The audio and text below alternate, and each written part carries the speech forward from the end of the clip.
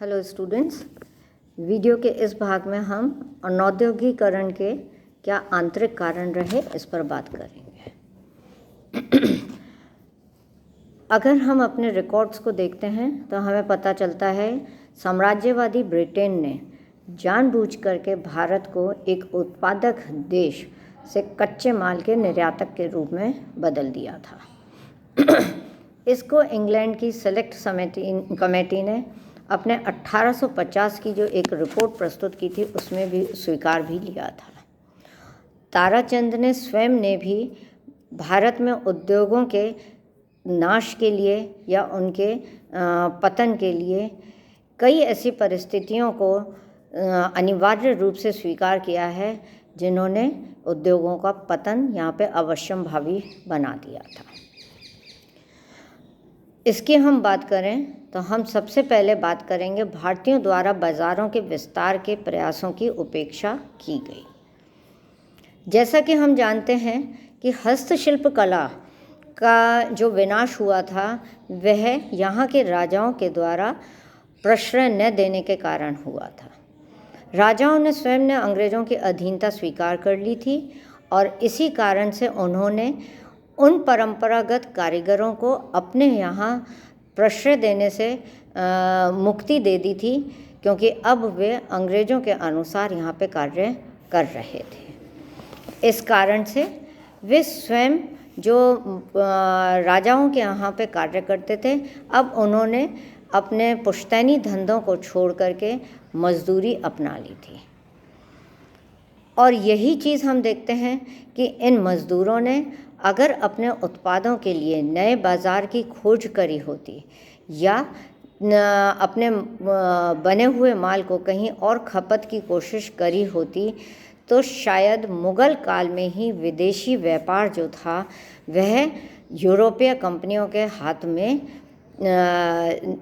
चला जाता। और यूरोपीय कंपनियां जो भी थीं वे उस समय से ही भारत में व्यापार प्रारंभ कर देती, यानी कि भारत का निर्यात बढ़ जाता, बाह्य व्यापार बढ़ जाता और साथ ही साथ अन्य यूरोपीय कंपनियों से उनका व्यापार संबंध स्थापित हो जाता, जो कि बाद में भारत में एक ब्रिटिश ईस्ट इंडिया कंपनी के एकाधिकार में चला गया। इस प्रकार से भारतीय उत्पादन या जो यहाँ के कारीगर थे उन्होंने अपने माल की बिक्री के लिए विदेशी बाज़ारों में वे विदेशियों यानी कि अंग्रेज़ों पर पूर्णतः निर्भर होते चले गए थे। और इस निर्भरता ने ही भारत में औद्योगिकरण की प्रक्रिया की बजाय विऔद्योगिकरण को बढ़ावा दे दिया। दूसरा, राष्ट्रीय स्तर पर कोई व्यापारिक नीति ना तो ब्रिटिश सरकार ने तैयार करी थी और न ही यहाँ पर क्योंकि आपसी राजनीतिक एकता नहीं थी, इसलिए यहाँ के राजाओं ने भी अपनी कोई एक व्यापारिक नीति नहीं तैयार करी थी, जिसके कारण से अंग्रेज़ों ने आसानी से भारत के व्यापारिक गतिविधियों में हिस्सा लिया और वे घुसते ही चले गए। अगर उस समय भारत मुग़ल काल में ही अगर श्रेणियाँ या गिल्ड सिस्टम को प्रभावी रूप से उपयोग में लिया जाता तो हो सकता था कि एक व्यापारिक नीति तैयार होती, जिस प्रकार से कि अंग्रेज और फ्रेंच, डच यहाँ पर पुर्तगाली व्यापार के लिए आए और उन्होंने अलग अलग समय पर अपने अपने उत्पादन के आधार पर मुग़ल शासकों से व्यापार की परमिशन हासिल करी थी। उसी समय से अगर एक व्यापारिक नीति यहाँ पर तैयार की जाती या मुग़ल शासकों के द्वारा ही तैयार की जाती तो शायद अंग्रेज इतनी आसानी से यहाँ की व्यापारिक गतिविधियों पर अपना एकाधिकार स्थापित नहीं कर सकते थे। तीसरा कारण हम देखते हैं वह यह था कि यूरोपीय देशों की शक्ति की तुलना में भारत की समुद्री शक्ति काफ़ी दुर्बल थी। प्रारंभ से ही हम देखते हैं कि यूरोपीय व्यापारी भारत में व्यापार के लिए सामुद्रिक मार्ग से भारत में घुसते रहे और उन्होंने यहाँ के व्यापार पर अपना एकाधिकार स्थापित कर लिया। सबसे पहले पुर्तगालियों ने दक्षिण भारत में प्रवेश किया और उन्होंने यहाँ के गरम मसालों, हाथी दांत और रेशम के व्यापार पर अपना एकाधिकार स्थापित करा। उसके पश्चात डच, फिर फ्रेंच और इंग्लिश, ये धीरे धीरे विदेशी जातियाँ अपने सामुद्रिक व्यापार के माध्यम से भारत में उन्होंने प्रवेश किया और उन्होंने यहाँ रह कर के अपना निर्यात इतना अधिक बढ़ा लिया कि वे यूरोप के विभिन्न देशों में अपना भारत से बने हुए माल को निर्यात करने लगे थे। इस तरह से भारत जो स्वयं एक सामुद्रिक शक्ति को डेवलप नहीं कर पाया था, इस कारण से वे अपने व्यापार को मध्य एशिया तक ही सीमित कर पाए, जो कि थल मार्ग से होता था, परंतु समुद्री व्यापार को वे पूर्णतया अवॉइड ही करते रहे, जिसका परिणाम यह रहा कि इन विदेशी शक्तियों ने आसानी से भारत के बाज़ार पर कब्जा कर लिया और अपने व्यापार को बढ़ाया। जब समुद्री रास्ते से व्यापार इंग्लिश ईस्ट इंडिया कंपनी का बढ़ने लगा तो उन्होंने यहाँ से प्रत्येक क्षेत्र में हस्तक्षेप करके न केवल रेशम, सूती कपड़ा, मलमल, मोती, कलमी शोरा, रेशम, चीनी, इन सभी वस्तुओं पर अपना अधिकार किया और इनको विदेशों में निर्यात करने लगे।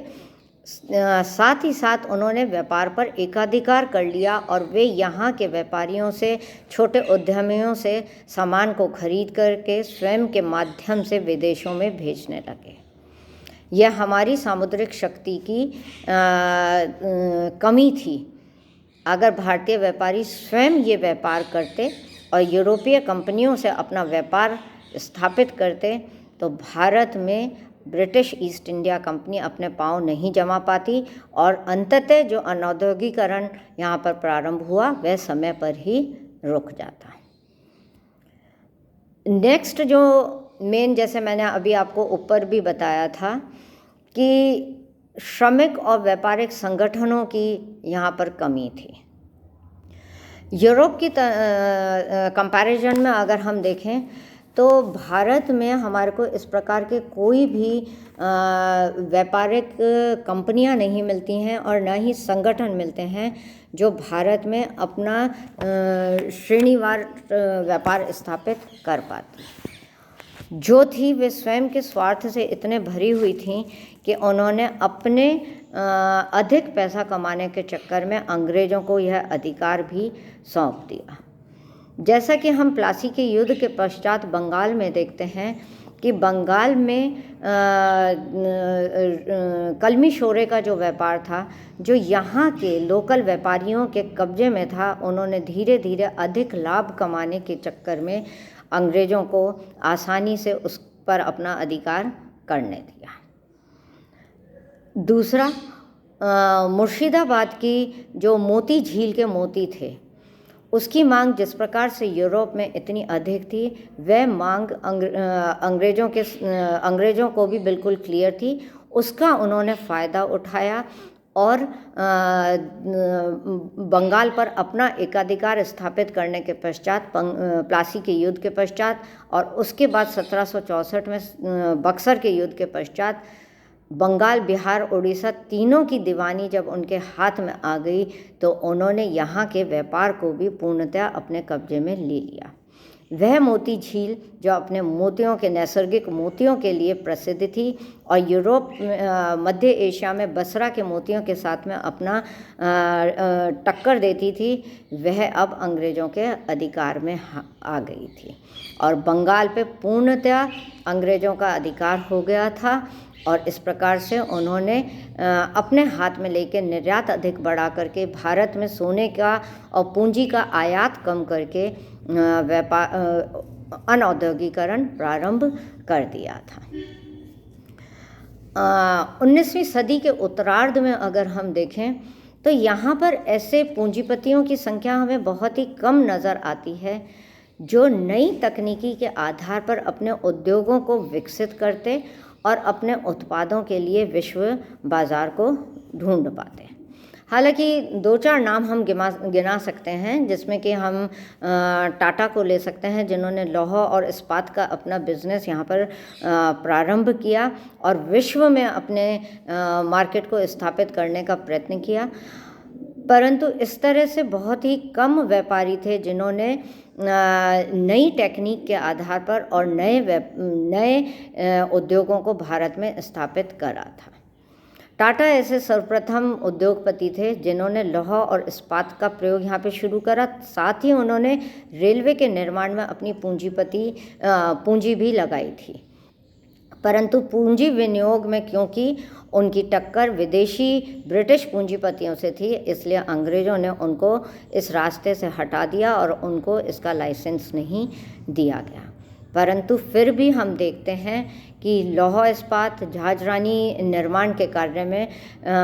टाटा ने इस तरह की हिम्मत करी थी कि वे अपने उत्पादों को विदेश में स्थापित कर सकते। तो इस प्रकार से ये कुछ ऐसे आंतरिक कारण थे जिसकी वजह से भारत में व्यापार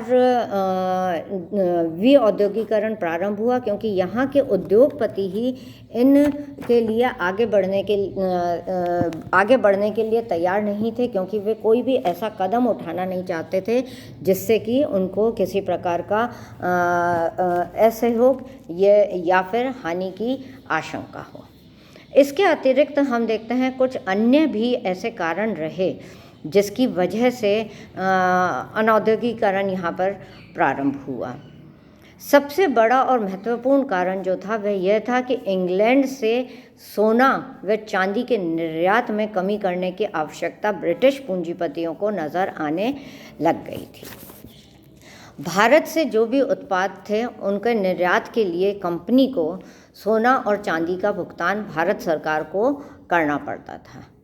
इससे इंग्लैंड की वित्तीय व्यवस्था पर प्रतिकूल प्रभाव पड़ता था। जब मैं आपको वित्तीय विकेंद्रीकरण के टॉपिक पर पढ़ा रही थी तब मैंने आपको यह बताया था कि किस प्रकार से सोना और चांदी की कमी को अपने देश में पूर्ति करने के लिए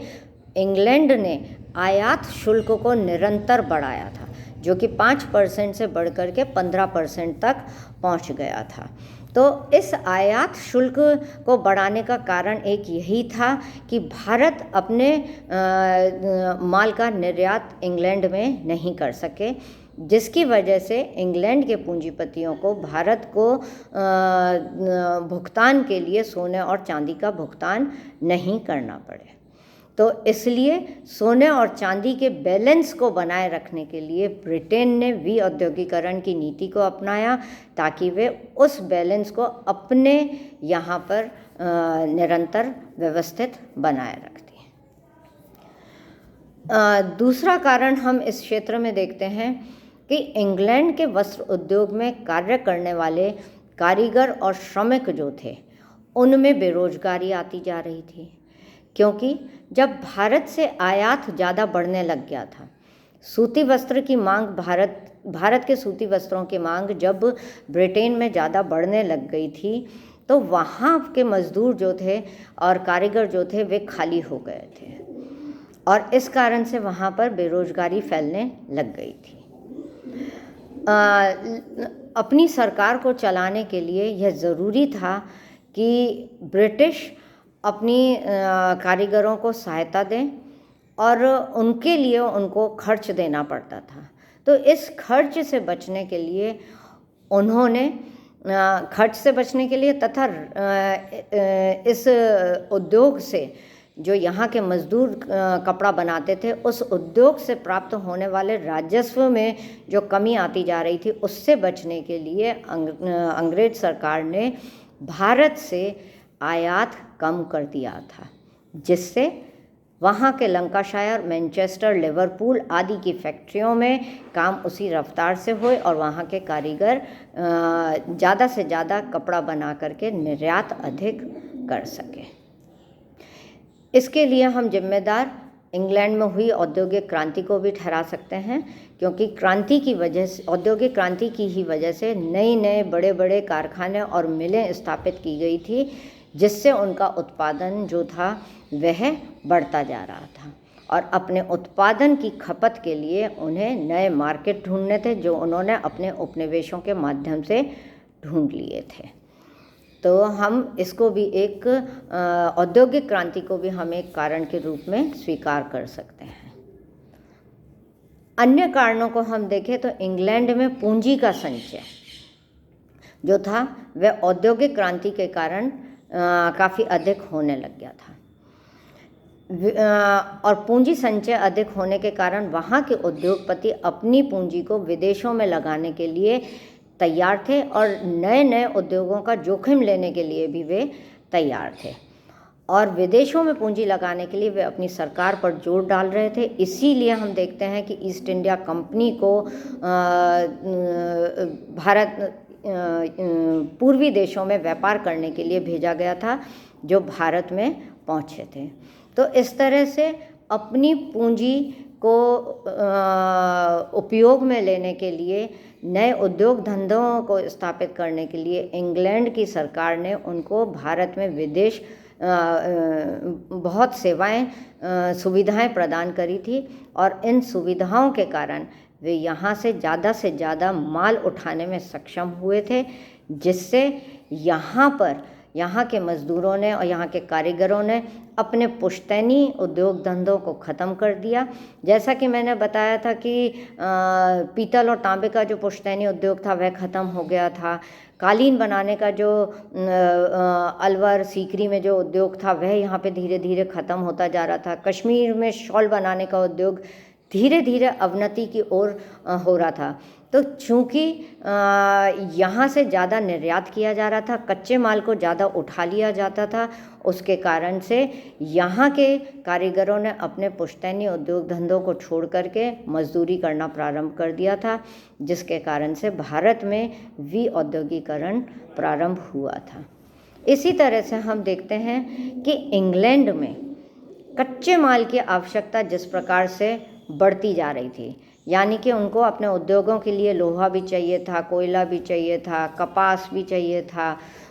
मोती भी चाहिए थे। तो जिस तरह से कच्चे माल की आवश्यकताएं बढ़ती जा रही थी, उसके कारण से भारत से कच्चे माल की निर्यात भी बढ़ता गया। परिणामतः भारत में जो माल यहाँ पे तैयार किया जा रहा था वह तैयार नहीं हो रहा था। अब उत्पादक जो थे वे मात्र एक कच्चे माल उपलब्ध कराने का ही माध्यम बन गए थे, जिसके कारण से यहाँ के जो उत्पादक करता थे वे निरंतर गरीबी की ओर, अवनति की ओर जाने लगे।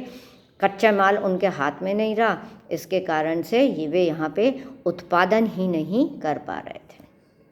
अब जो भी उत्पादन हो रहा था वह इंग्लैंड के बाज़ारों की आवश्यकता को देखते हुए उत्पादन किया जा रहा था, इसलिए अब उन्हें एक नए और बड़े बाज़ार की आवश्यकता थी और भारत में ब्रिटेन का माल जो था वह खपाया जा रहा था। तो इस तरह से हम देखते हैं कि